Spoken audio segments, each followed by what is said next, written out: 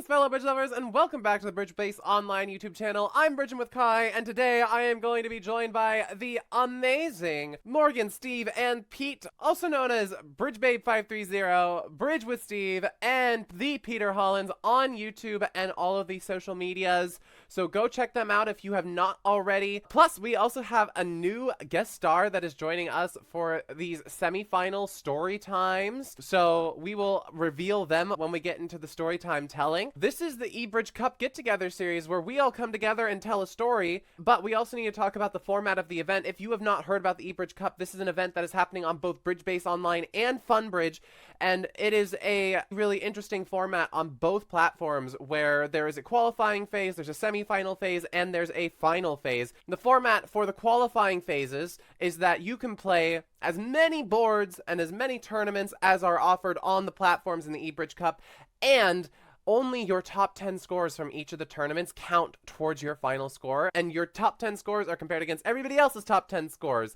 500 people from each platform made it through on the qualifiers to the semifinals. We are currently in the semifinals, and only the top 100 from each platform are going to make it into the 100 board final, which is going to be 50 boards on Bridge Base Online and 50 boards on Funbridge in November. But not only is this event super fun, it is also giving out $15,000 in cash prizes. And also, if you are not in the semifinals, don't worry, there's another event that is happening right now called the E-Cup 2. This is an event that is going to be a very similar format to the qualifiers and the semifinals. It's just that if you played 10 tournaments in the qualifiers, you qualify for the E-Cup 2, and you are still eligible for cash prizes. So if you didn't qualify for the semifinals, you still have a shot at money, guys. Get in there and play in the E-Cup 2. We're about halfway through on the eBridge Cup semifinals so far.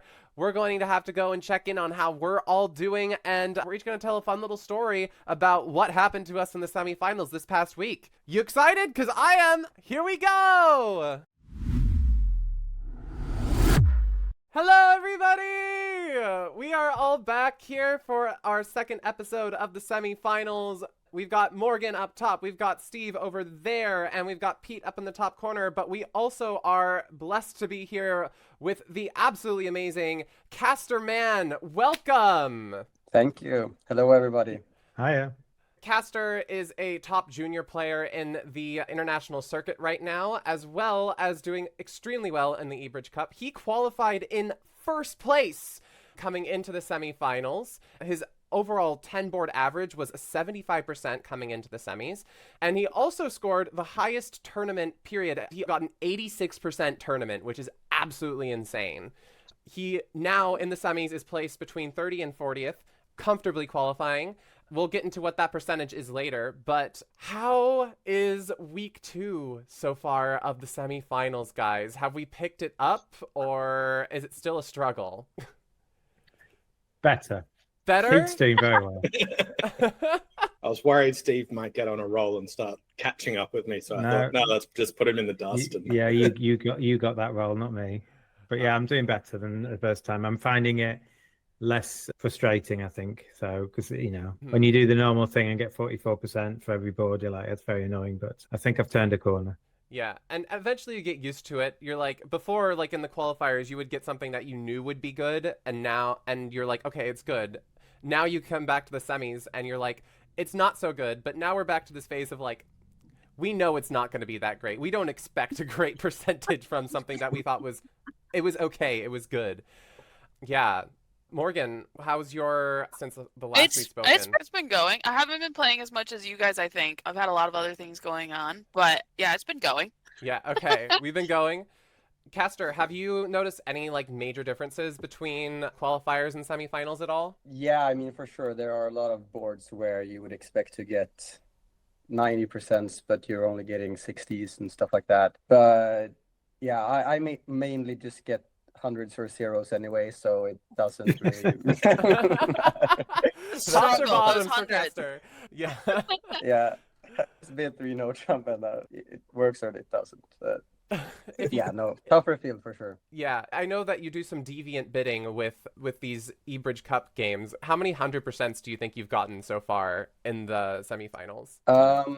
So I actually didn't count it for the semifinals. I saw that you guys were counting it throughout the qualifiers, so I actually went ahead and did that for my qualifiers as well. And I played 36 tournaments during the qualifiers, and I had a total of 67 clear stops. Oh my gosh!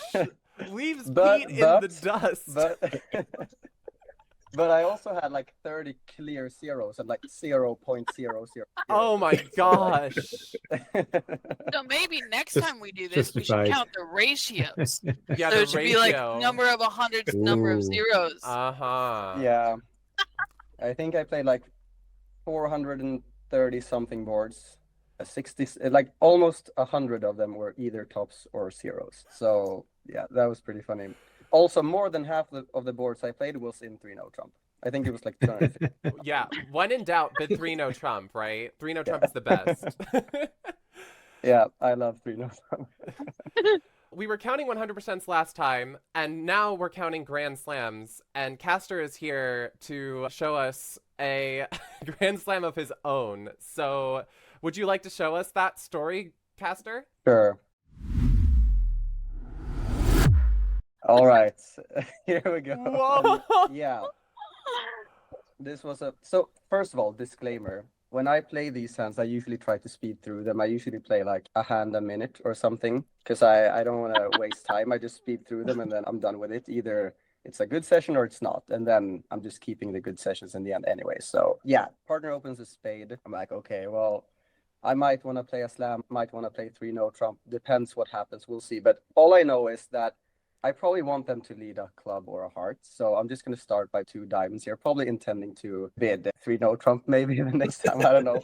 But partner jumps to 6-0 Trump. And I'm like, okay, well, usually the robots are quite passive in my experience. So I was like, you know what? Whatever. I'll just raise 7-0 Trump and see I what like happens. 7N. Yeah, Yeah, and then they double. I'm like, okay, well, I guess they have an ace, but they're not on lead. So, Right. I mean, their partner has to find their ace. And honestly, I think there's a good chance that their ace is the ace of diamonds, right? Because, like, looking at my hand, I've got the ace of hearts and the ace of clubs, and partners open the spades. So, you know, if they have the ace of diamonds, I'm sure that their partner is not going to lead a diamond, right? Because I've already bid diamonds. So yeah, wow. So I was like, okay, whatever. And even if I do go down and this doesn't matter if it's double or redouble. So just for fun, I decided to redouble. I love that. Excellent. I'm trying to like guess what North possibly even has for a 6-0 rebid. Yeah, I mean Yeah, they have 21 points. Is But what it they says don't here even, anyway. they don't have that. And they also don't know Six, what you six have. solid spades. 6 solid spades. Huh? King of hearts, queen of clubs. Yeah. Yes, because it's best hand, right? So they can't have Yeah. more than 17 points. So I So- think something like that would be my guess. Yeah, they're gonna have a pretty good hand probably. So they lead, and I put down the dummy, and this is the hand. So as we suspected, West did have the ace of diamonds. So I guess good thing that I bid 2 diamonds, so they didn't lead that. And this hand was pretty much, I mean, okay, it wasn't lay down, but when the jack of spades fell, I only needed the clubs to come in for a squeeze. Yeah. Because I have, 5 spade tricks, 4 heart tricks, and 3 club tricks off the top. That's 12 top tricks. And clubs, 3-3 or jack 10, double 10, or maybe I can pick up 10x or jack x in West if I decide to play for that, or of course the minor suit squeeze. And on the layout, it's no problem at all. I mean, it was pretty much straightforward to just claim this. Yeah. So yeah, the play was not super interesting, but yeah, the auction was a little bit interesting, perhaps. I don't know, probably not, but it was a little bit funny at least. But Making hey, 7-0 Trump redouble that. I was gonna say, I think this beats my hand where I bid 2 clubs and then they bid 3 clubs and then I bid 3 hearts and then they bid like 6. What was it? 6 hearts? 7 hearts? I thought it was 7. I think that this one beats it because you started with just 2 diamonds. I mean, you weren't showing a strong hand. Yeah, I was very surprised. I was surprised to see even the double, but seeing this dummy as well, I wasn't expecting the robot to do this because, like I said, in my experience, they're just very passive, right? I mean, they bid passively, they miss all the slams all the time, they lead passively, all that kind of stuff. So They heard Yeah, you this was a talking little bit- trash. No, they're just like, Yeah. 6-0, take that. yeah, they didn't want me to play 3-0 Trump in this hand, so yeah, they preempted me a little bit. So Well, in anyway. people's genuine partnerships, how would you play the double of 7? Would you play it as a Lightner double asking for something? Or would you just play it as, they're stuffed? It was Lightner for me. Yeah, for me as well. I think without agreement otherwise, so I would have loved a diamond. But the redouble, even if the double says a diamond lead, the redouble throws them off a bit. If you've ever tried to redouble with the bots, they lead silly things when you redouble. Oh, do they? I mean, Yeah. I don't know. I think that in an actual game, like you wouldn't see this auction, obviously, but if South has actually shown diamonds, unless you know that North has a very long source of tricks, then maybe you can expect it to go down even without a diamond lead if you hold the ace of diamonds. So perhaps you can make an argument for double being something other than diamonds for that reason. I'm not sure, but yeah, double should definitely lead something unexpected, in my opinion. I actually had a hand a couple of weeks ago in the Swedish division where the opponents did jump to 7, no trump, and I was holding an ace.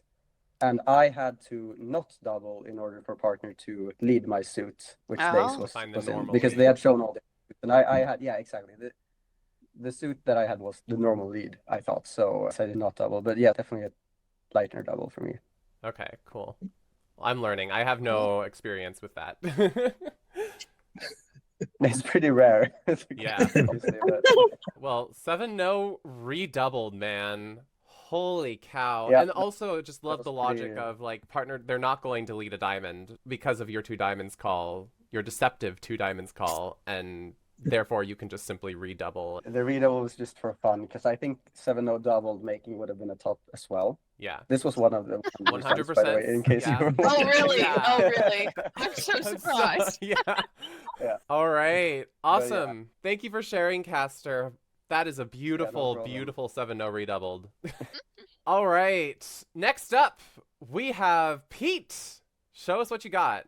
So I've got a little appetizer board before the actual board because they're on a similar theme. So I'll just highlight this one. Yes, exactly.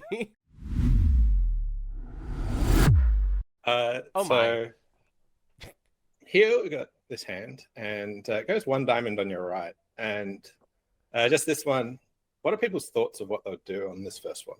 They bid Michaels. 2 diamonds. Would you bid a heart? Would you bid 4 hearts? I have a philosophy: don't bid Michaels with the bots.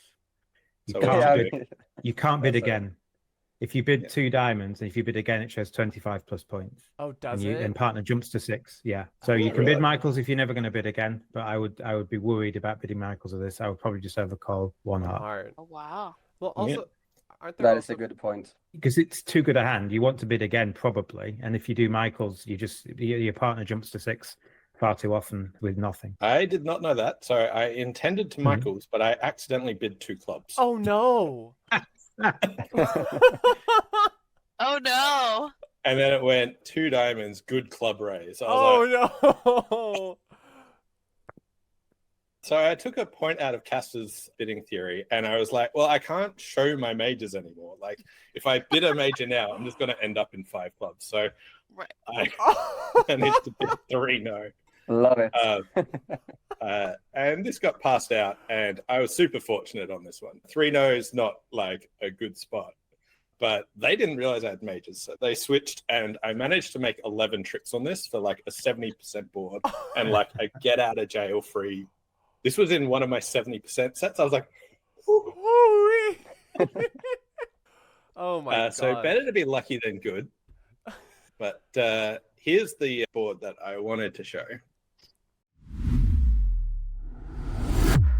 And here it went 1 heart and partner bid 2 hearts, Michaels. What are people's thoughts on this? 3 no trump. No. Of course, Castor would say 3 no. I mean, I can see 3 no trump working. I mean, for 3-3, you're not going to get any roughs in your own hand. If you can stop the hearts, then you might be very happy to be in 3 no trump, honestly. And maybe you can get the robots off of a heart lead if you just randomly jump to it immediately. But my worry is that East hasn't raised or double 2 hearts, which means that West might just have 6 and lead them always. Could be. They also like to lead passively, though. True, but if partner hasn't got many hearts and neither's East, Yeah. I'd just I would just, but there's also a point to be made about playing a high variance style, especially in this format, right? Because like you want the 100%, right? Like if you get a bad tournament, it doesn't matter because you're not going to count that tournament anyway. So like going for these hundreds is, I think, can be worth it, even if it's a negative expected value play sometimes. I mean, four spades obviously would be the normal bid, especially given that it's a best hand tournament. Yeah. You know, partner is not a very strong hand. Or So you can I do decided that. to go for four spades here, but as I bid it, I realized partner hadn't bid Michaels. Oh. I'd actually bid two diamonds. Oh. Oh I dear. went four spades. Four spades by South. By me, yeah. We're just having misclicks and misbids Yeah. all over the place. Cadmus partner put down four And- cards support. Yeah. Oh my I was gosh. like, it is so much better to be lucky than good. Good. This game. So I was absolutely amazed. I have play for this. Yeah. So, an overcalled diamond, and I jumped game in my 3-card suit. Oh no. So I was like, all right, well, I've got a heart loser, and I out and out need spades to be 3. Yes. I have no intermediates whatsoever. So the style of hand I played quickly because I wanted to know how doomed I was in this, but I went heart lead, and they shifted to a club. Okay. That's good for you. Yeah, we're not getting Yeah, tapped I out just- in hearts. Stuck to spade. So happy for that so far. And they continued another club. Mhm. So far so good. And I played a spade to the ace and another spade. Yes! are 3-3. Oh my gosh. I'm in with a dream. But I now have played super fast up to this point and realized I still have to find the queen of diamonds. Oh dear. Oh so no. they continue to club. And now I have to work out who do I want to play for the queen of diamonds and why. Just in the bidding, West had opened, and the play so far, they'd led their hearts, and they switched to clubs, and they've shown up with king, queen, jack of spades. Now, do we want to play East for the queen of diamonds, who didn't open, or West, and why? And here, the first thing I did was count shape. So I played another club at this stage. West showed out. Yeah. So I know West has 3 spades, 3 clubs, and at least 5 hearts. So they're more likely to have the queen of, they're less likely to have the queen of diamonds based on that. So I know the diamonds are like probably 2 with West and 3 with East. But I also know there's a best hand tournament, and West had shown up with king, queen, jack of spades, and the ace of hearts. I haven't seen the queen. I know West has 1 more queen. It would be nice if I could have timed this hand that I got to play that jack of hearts and rough it and actually discover who's got it. Yeah. But at this point, there was like a really critical thing that I wanted to realize that no one else is going to be in 4 spades. Yes. Like this, I'm in a very unique spot here, and I wanted to just give a bit of thought to, okay, so people in 3 know, how are they going to play it? I want to make sure that I don't make 4 spades and just still lose to everyone in 3 no. And in 3 no, you would have got a heart lead, and you've got, 4 clubs, you got your ace of spades, but you'd still have to guess diamonds. Right. And everyone would just play a diamond to the ace and finesse a diamond through West, who opened the bidding. So I want to make sure I definitely don't want to do that. So at this stage, I cashed the king of diamonds and ran the jack. They didn't cover though, but played low, and that held, and managed to make, got him. And this was like a 75% board, but more importantly, a get out of jail free. Oh my gosh. I'm pretty sure I need to get my eyes tested. I think that's very well played, because like you said, like they can't have the queen of diamonds if they also have the queen of hearts, given that you only had a 13 count in both, like in your own hand, right? So Mhm. if they had a 14 count, then you would have had that hands. So that were my fun little adventures into, oh no, what is happening to me, and getting away with it. It's this Kai is contagious. It's fine. Yeah, no. This is not me. But you should miss- have jumped to 3 no trump, like I suggested, right? Yeah, right. That would have worked. 11 tricks, maybe. Yeah. Amazing, Pete. Great job finding that queen of diamonds, getting yourself out of that jail there in your 4-3 Moisian fit. I've been also misseeing some of partners' bids sometimes. It's all becoming a blur, just how much bridge we're playing on Bridge Base Online. It's like diamonds look like hearts, clubs look like spades, and sometimes even the 3 level looks like the 4 level. I don't know. Like, it is just going so fast.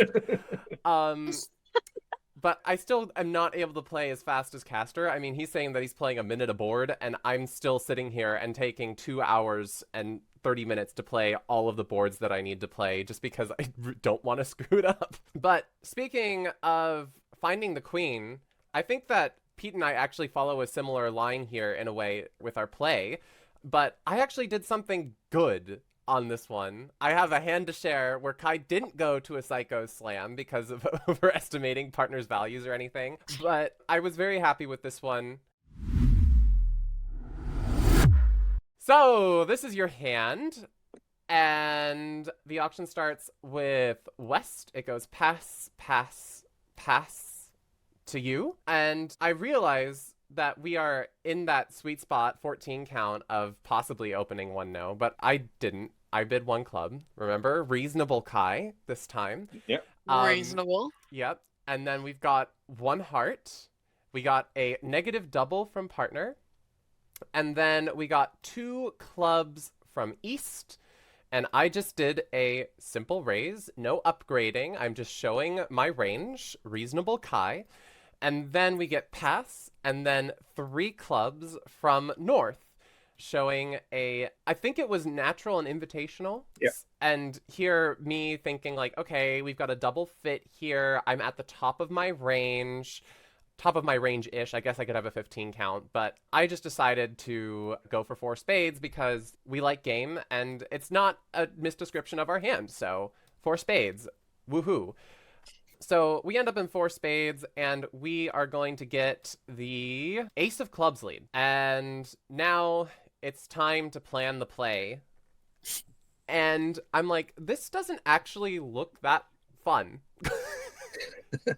We've got a bunch of heart losers, we've got a diamond loser, we've got a club loser. We need to find that queen of spades. But the magnum opus of all of this in the end is that we can actually set up the clubs and throw away hearts. And I think that was the plan that I eventually ended up on thinking we needed to do, because I'm not going to be able to get enough heart roughs and find the queen of spades if I want the flexibility of trying to take the spade finesse either direction. The whole question at this point, I thought to the hand, was find that queen of spades and set up clubs. And that was it. I just was like, I simplified it down to that. Now, what happened is it went club, and then we saw a switch to the 3 of diamonds. It went 2, queen, and I took my ace. All right, so now we had more information, and at this point, I started counting high card points, because we're at the guess where this queen of spades stage was. What do we know about where the position of some of these honors based off of inferences and things? So East has the jack of clubs, and West has the jack of diamonds. My guess is that East has king, queen of diamonds. And I think if West was trying to get their partner in for likely club ruff and they didn't have the ace of hearts, they would have switched to a heart because East has shown a heart race. My guess is the ace of hearts is also with West. Yeah, so I assumed all of these things myself as well. So at this point, we've got the point count with East up to 6, and because of the jack of clubs, king, queen of diamonds, and then we assumed that West had the jack of diamonds and the ace of hearts, which has them at 5. And if we go back to the bidding, we saw that West had passed and East had passed. So neither of them have 12 high card points. And we had a 1 heart overcall and a 2 clubs invitational plus raise, or so 10 to 11 high card points. So we need to try to find a hand where we can fill East's high card points to the point where they had 10 or 11. So if we already gave them the king, queen of diamonds and the jack of clubs, then they have 4 or 5 more points, not any more, not any less. And we only had a few high card points to play around with. We have the queen of spades, the queen of hearts, and the jack of hearts. So at this point, I was kind of like, maybe East could do it on a distributional 9 count. That's also a possibility. But because of that, I kind of named out pretty much exactly where I thought the high card points were.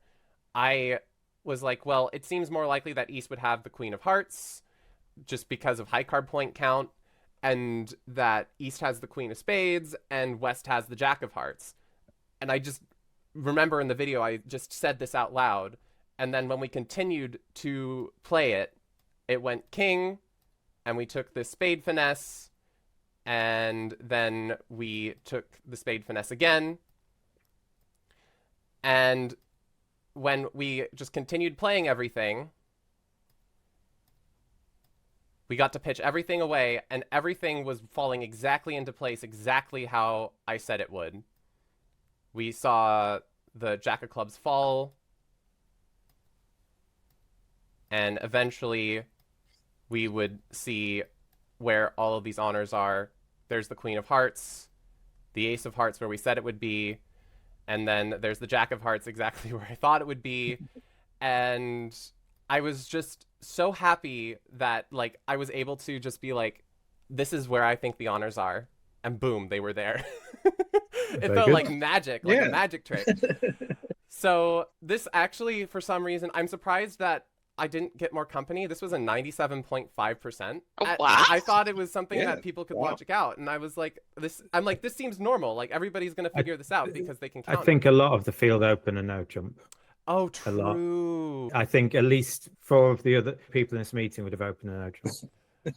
Oh, so reasonable Kai got us to... Yeah, you No, found it's it fine. fit, You picked and normally, and you've Yeah. won. You've won the board, so well done. Yay! Good job. Very nice. So you I really can like- get tops from bidding normally, though. This is the Yeah. takeaway Yeah. here. Yeah. Now, that's not a top. That's only a 97%. Yeah, it's not, yes, that's right, Castor.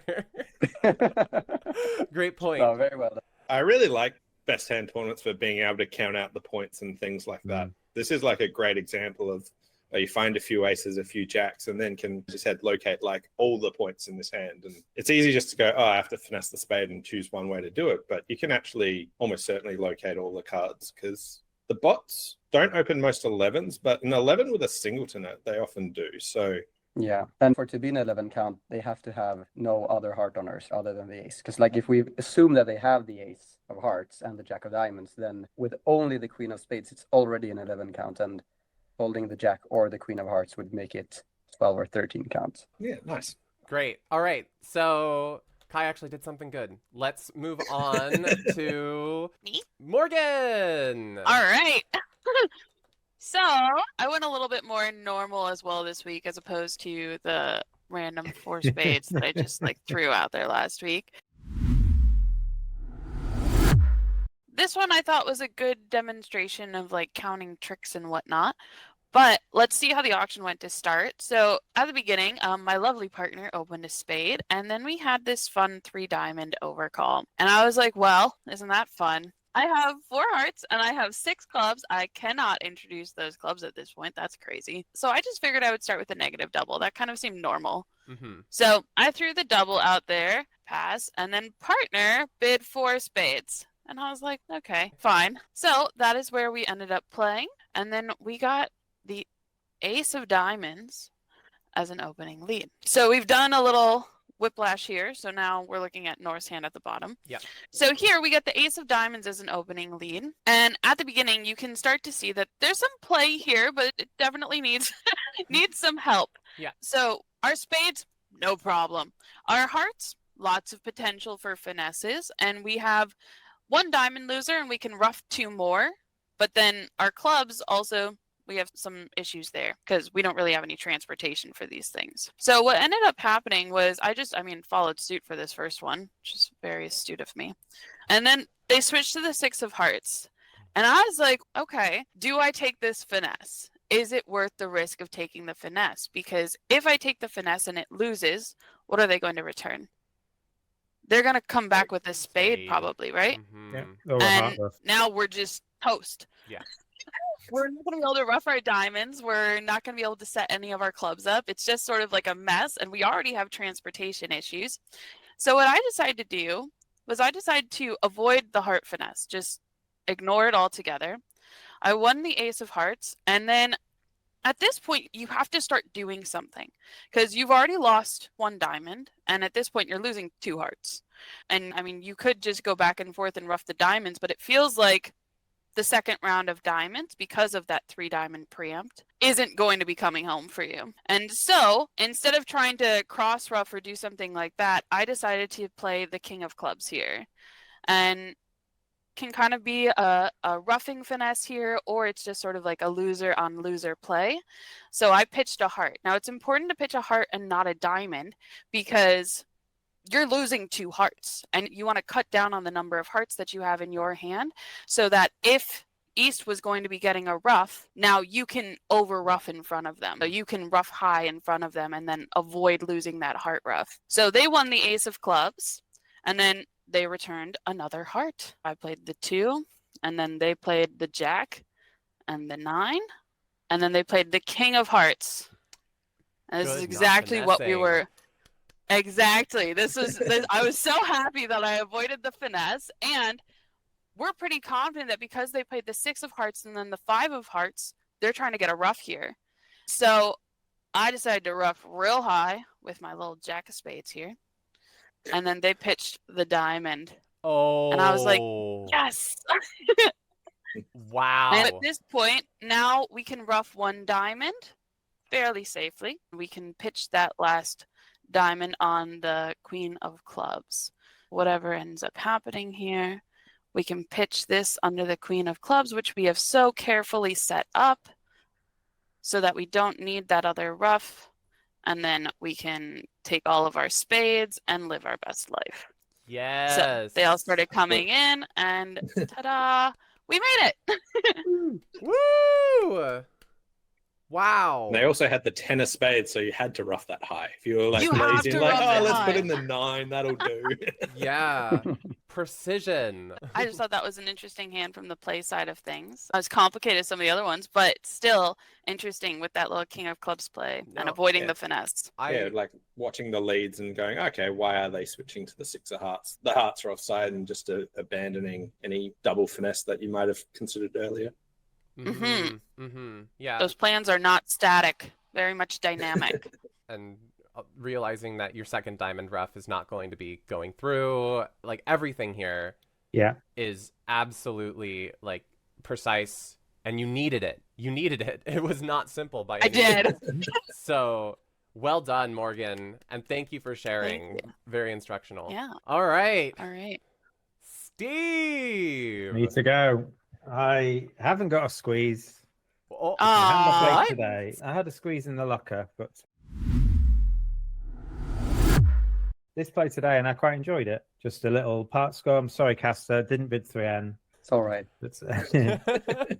So East opened a diamond. We overcalled a heart. I'd like to have overcalled a no chump, but no diamond stop and 5 hearts and climbing to bid a heart. Partner raised to 2 hearts, and then East made a takeout double. So I didn't really want West to bid 2 spades. They're favourable, and if I then bid 3 hearts later, they bid 3 spades, knowing they've got a spade fit. So I just preemptively bid 3 hearts now. I have 2 diamonds. I don't think I'm going to make 4 hearts very often opposite just a 2 heart raise. So I just decided to bid a quiet 3 hearts. I imagine other people in this room and field might get to game here, but that's where we got to. They lead the 8 of diamonds. Partner has not really got the best raise you've ever seen in the world, vulnerable to 2 hearts. It's very useful diamond cards and not as useful as my partner thinks they'll be. Although you can set them up, the problem is you've got to draw trumps to do that because West is probably leading a singleton or a doubleton. So how many tricks or losers have you got? Well, lots. That's indeed. So you're going to lose 2 diamonds, and if they play diamond, you just throw your losing spade away. So that's not necessarily bad. And there's a chance West has 4 hearts, so they might be roughing with a natural jump trick or something, or ace jack X or something like that. Like if they're roughing with jack to 4 hearts and East has a stiff ace, you don't really mind them doing that. So you kind of wouldn't mind them to go 3 rounds of diamonds because it sort of draws one of West trumps. But they didn't. They're the bots. They switched to a spade at trick 2. Oh. So how many entries have you got to the north end? 1. So it's a nice little technique-y thing here. When you use your 1 entry to the north end, what are you going to do? Are you going to play on hearts or club? You got to take the club finesse probably because like you want a club rough as your second entry, right? So you only have 1 entry, but if you use that entry to play on clubs, you've got another entry in the club ruff. You can do that. Now, you imagine that East has the king of clubs. East has got most of the points. They've opened and made a takeout double. So we're going to try the 10 of spades. It doesn't work. West shows up with the jack. So you imagine East must have the queen here for their takeout double. And we win the king and we play a club. So club, take the queen. And now we've got another club entry to the north hand to play a spade. We can't ever get back to the north hand to take another club finesse, so we're actually just going to rough a club. It doesn't gain us any more tricks to take a club finesse as opposed to roughing a club, so we're just going to rough the club. Yeah. And now. Okay, so we've used our 2 entries to take a club finesse and then get back to dummy, and we're now going to play on hearts. Now, East is going to have the majority of the points, so if East has the ace of hearts and they fly in with it or something, that might make it good. We might then, again, if they play another diamond when they're in, we can just throw a losing spade away in the same situation here. So we're going to play a heart, and East plays the 9. It's a bit worrying. But if they've got ace-9 doubleton, we're just like if the king holds, when you play one to the king here, West won't really duck with the ace very often. So if we play one to the king and East has ace-9 doubleton, we're just going to duck a heart next round. Mm-hmm. Yeah, if West has ace-jack, it doesn't really matter. But if East has ace doubleton, we can effectively lose 1 heart. And this loses. Okay? Oh. So we've lost 2 chicks. Well, it's fine. And then they play another diamond. So now you're expecting another diamond back. Well, that's fine. You just pitch your losing spade and you go 1 off. But they don't. They play a spade. So what do we do now? Well, we've still got a losing spade. It hasn't stopped us, but it stopped this trump promotion that we were going to get. Okay, they were going to play a diamond and then West get another trump trick. And so now we've got a shot of making this. We've lost only 3 tricks. We're going to lose a spade. And if we play the queen of hearts and East has jack doubleton, we make it. Yeah. Oh, that's not too bad, is it? Should we do that?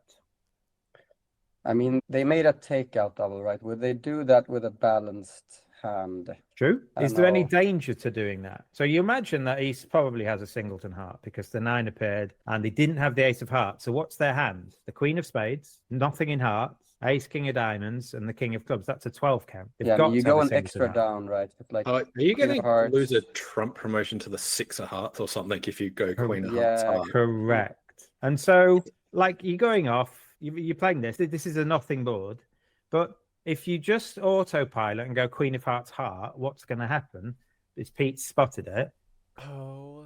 So my God. I'm just going to show you the whole hand. At this point, if we play the queen of hearts, let's say they play a diamond, and then we play the 10 of hearts, forcing out the jack. Let's say they play a club. Now what happens is West gets their partner in with a spade, and they play a card, and you've got the 7-5 of hearts, but West over roughs you with the 6 if you rough with the 5, and if you rough with the 7, it's promoted. Wow. So to be able to spot this at the time, again, not autopiloting, I can make it if the queen of hearts drops the jack, but just listen to the bidding. There is no way that East has a doubleton heart. Yeah. They've got to have it because they've only got a 12 count. If they had the ace of hearts, they might have ace doubleton because that gives them like a 16 count. I mean, maybe they should have opened a no trump, but you get the idea. But when they don't have the ace of hearts and they've only got 12 points, they've got to be doubling on shape and not point. And I spotted the trump promotion. I thought, okay, so what I did at the time is I just took to the heart, and now they take the jack. But on the same defense now, my queen 10-7 can't be beat now, so I go 1 off for 57%. I'm no Pete Hollands. I need every percent I can get in my sets. So yeah, I'll Nice take one. it. There'll be people going too high, and there'll be people getting the trump promotion. And obviously, if I go for 200, I'm going to get like a 15% board or something. So Dang. That 8 of hearts Yeah, is so wow. important. it was, yeah. Yeah, partner wouldn't have raised without the 8 of hearts. Yeah. That's a good card. Yeah. Thank you, partner. Wow. Amazing, Steve. Thank you for sharing that one. Good, And good spot, Pete. yeah. The Trump promo of the 6 of hearts is insane. I would not have found that. I would have been lazy and just played the queen in another. Oh, gosh. Yeah, because it doesn't. Yeah, a lot of the time, it thinks it doesn't cost. So my hearts are really high. I've only got the jack to lose to. Yep. Surprise. yeah. It costs. All right. So those were the stories. Thank you to everyone for sharing.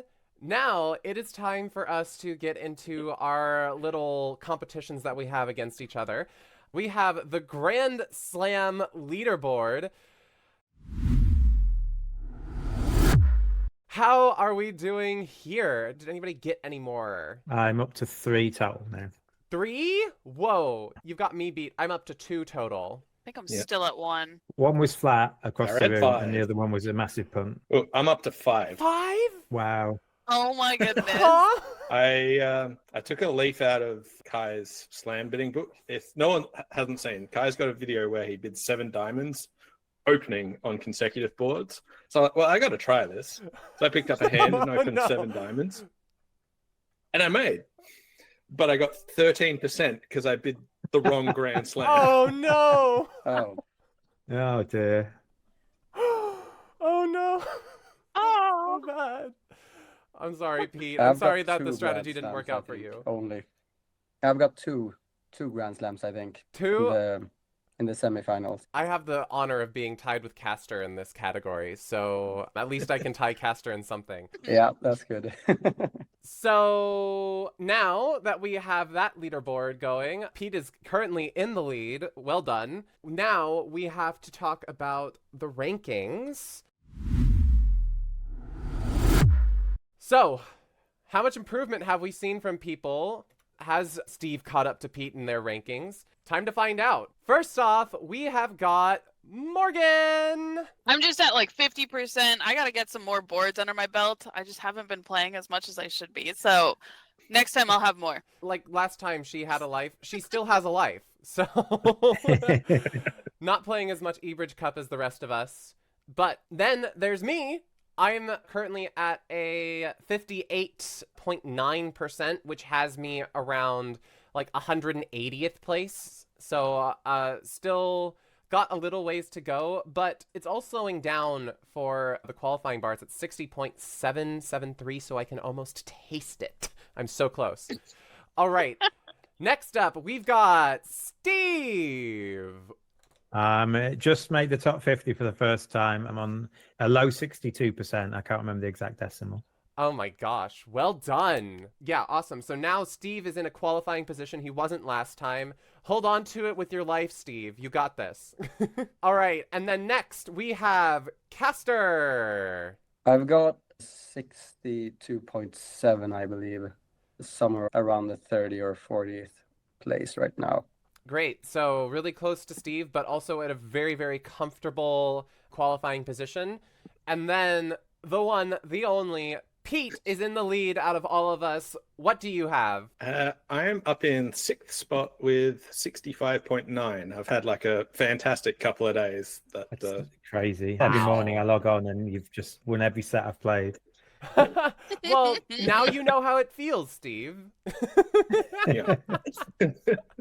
So, 6th place, my goodness. And currently, the person in 1st place is USLA. He was up in the lead in the beginning, and he is the first person to crack a 70% average so far. And he's managed to get an 86% tournament. What the heck? Who does that? Who does that? Yeah, who does that? Yeah, that's crazy. Well done, everybody. We still have a lot of tournament to go. It's crazy, but we are almost halfway through as of recording, and I hope that everybody watching is having a great semifinals or a great E-Cup too.